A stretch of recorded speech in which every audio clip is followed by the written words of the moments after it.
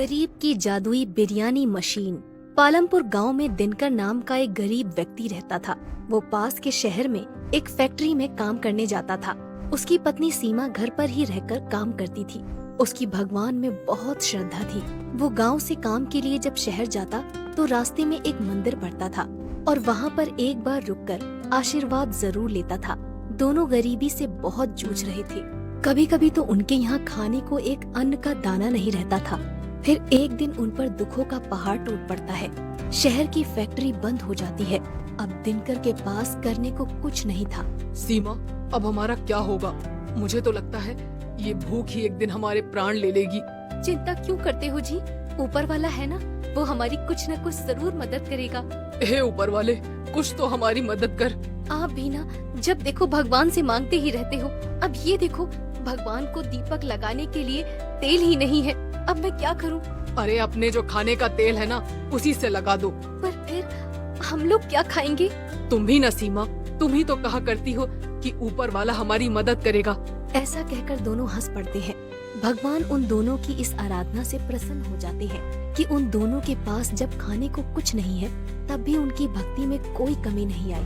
भगवान रात को ही उपहार स्वरूप उन्हें बिरयानी बनाने की मशीन देते हैं। अगली सुबह सीमा जब अपने घर का दरवाजा खोलती है तो बाहर बिरयानी बनाने की मशीन मिलती है। वो फटाफट दिनकर को बुलाकर लाती है। अजी देखिए, देखिए तो बाहर क्या है। दिनकर उठता है और बाहर जाता है और खुशी से झूम उठता है और कहता है, अरे ये तो बिरयानी बनाने की मशीन है। वाह ऊपर वाले, तेरी लीला अपरंपार है। मैं ना कहती थी भगवान सबकी सुनता है। क्यों जी, हम बिरयानी बेचकर भी तो अपना व्यापार शुरू कर सकते हैं। अरे हाँ भाग्यवान, इसमें देर किस बात की। फिर दिनकर गांव के चौराहे पर बिरयानी बनाने की मशीन लगा लेता है।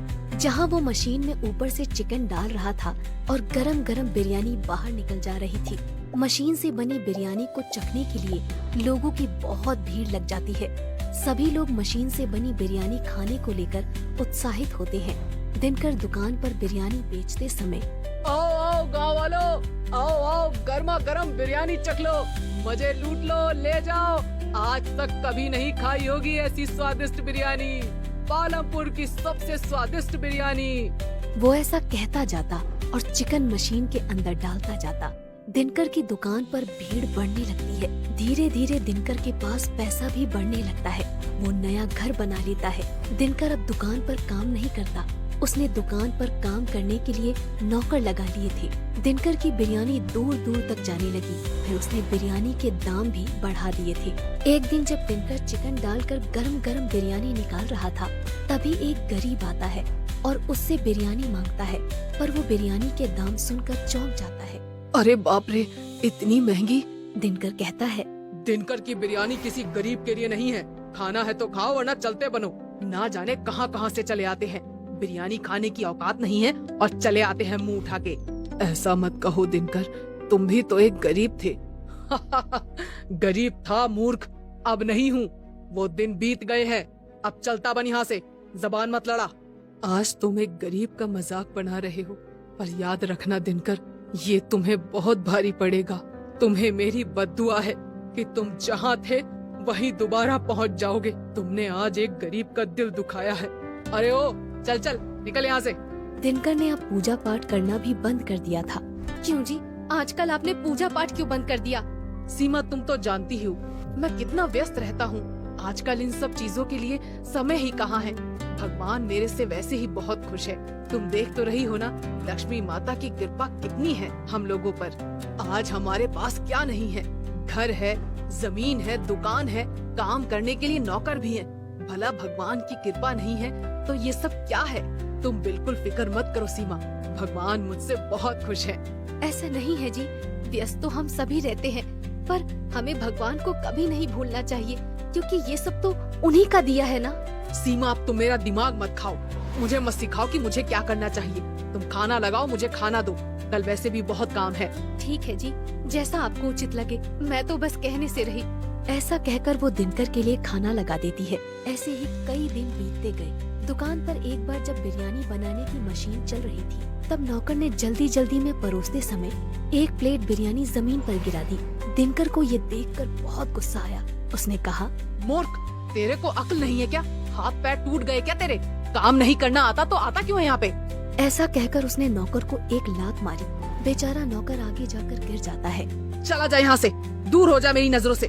तुम जैसे दो कौड़ी के लोगों की मुझे जरा भी जरूरत नहीं है। बेचारा नौकर गरीब मजबूर था, वो वहाँ से उठकर चला जाता है। दिनकर गुस्से में लाल होकर घर जाता है और सीमा उससे पूछती है, अजी क्या हो गया है आपको? आप बहुत गुस्से में दिखाई दे रहे हैं। कुछ नहीं हुआ, ये गरीब लोग, इन्होंने तो मेरा जीना ही हराम कर दिया है। कभी कोई बद्दुआ देकर जा रहा है तो कभी कोई काम ही नहीं आ रहा है। मैं तो परेशान हो गया हूँ इन गरीब लोगों से। कैसी बातें कर रहे हैं आप? ऐसा नहीं बोलते हैं। मत भूलिए कि हम कहाँ से उठकर आए हैं। आप भी इन्हीं लोगों की तरह मजदूरी करने जाते थे। अब तुम मत शुरू हो जाओ सीमा। कहाँ से उठकर आए हैं, कहाँ से उठकर आए हैं? हर कोई मुझे यही बात याद दिलाता रहता है। मुझे भी पता है कि मैं कहाँ से उठकर आया हूँ, नहीं भूला हूँ मैं। पर क्या अब भी ऐसी ही जिंदगी जीता रहूँ? अमीर हूँ, अमीर की तरह रहूँगा। ऐसा कहकर दिनकर सोने चला जाता है। अगली सुबह दिनकर दुकान पर जाता है और मशीन चालू करता है और ऊपर से चिकन डालना शुरू करता है। पर ये क्या, वो देखता है कि बिरयानी बनकर निकलती ही नहीं है। बाहर ग्राहक भीड़ लगाकर खड़े रहते हैं। बिरयानी लाओ भाई। अरे दिनकर भाई, बिरयानी लाओ। अरे भाइयों सब्र रखो, पता नहीं आज ये बिरयानी की मशीन क्यों नहीं चल रही है। दिनकर फिर मशीन चालू करता है पर मशीन फिर भी चालू नहीं होती है। दिनकर मशीन ठीक करने वाले मिस्त्री को बुलाकर लाता है। एक मिस्त्री मशीन ठीक करने आता है। दिनकर मिस्त्री से कहता है, अरे मिस्त्री भाई जरा देखो ना, कहीं कचरा तो नहीं फंस गया। मिस्त्री पूरी मशीन की जांच पड़ताल कर लेता है पर उसे कहीं भी कोई भी खराबी नहीं मिलती। मिस्त्री थक हार कर वहाँ से चला जाता है।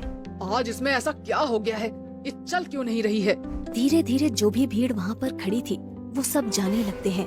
दिनकर भीड़ को समझाता है, अरे भाइयों, अरे कहाँ जा रहे हो? अभी चालू हो जाएगी, थोड़ा इंतजार करो। रुक जाओ, अरे भाई रुक जाओ, एक बार चालू हो जाने दो, फिर गरम गरम बिरयानी खिलाऊंगा और कम दाम में भी खिलाऊंगा। बस रुक जाओ।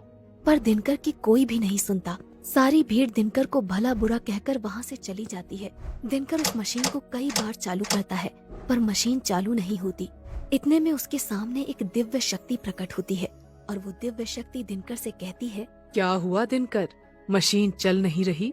ये सोचकर परेशान हो रहे हो? जी भगवान, अब ये मशीन कभी नहीं चलेगी दिनकर। नहीं प्रभु, ऐसा मत बोलिए, मुझसे ऐसा क्या पाप हो गया? तुम्हारे पाप का घड़ा भर गया है दिनकर। तुम भूल गए कि तुम कहाँ से हो और कहाँ से आए हो।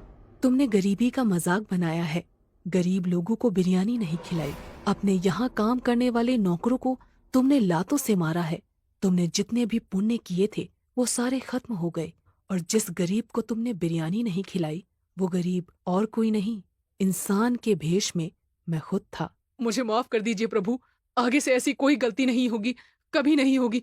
मैं कभी किसी गरीब का मजाक नहीं बनाऊंगा और मुफ्त में गरीबों को बिरयानी खिलाऊंगा। पर मेरी मशीन वापस चालू करवा दीजिए। अब मेरे हाथ में कुछ भी नहीं है दिनकर, सब तुम्हारे कर्मों का फल है। तुमने घमंड किया, इसकी कीमत तो तुमको चुकानी पड़ेगी। ये सब तुम्हें पहले सोचना था। ऐसा कहकर दिव्य शक्ति वहाँ से गायब हो जाती है। दिनकर फूट फूट कर रोने लगता है और कहता है, हे प्रभु, मुझे माफ कर दीजिए प्रभु, मेरी आंखों पर घमंड की पट्टी बंध गई थी। हे प्रभु, हो सके तो मुझे माफ कर दीजिए। दिनकर के वापस गरीबी के दिन आ जाते हैं। वो वापस एक कुटिया में आ जाता है और वापस अपना जीवन गुजारने के लिए मजदूरी करने इधर उधर निकल जाता है। दिनकर का घमंड उसको ले डूबता है। इसलिए कहा जाता है, कभी घमंड नहीं करना चाहिए।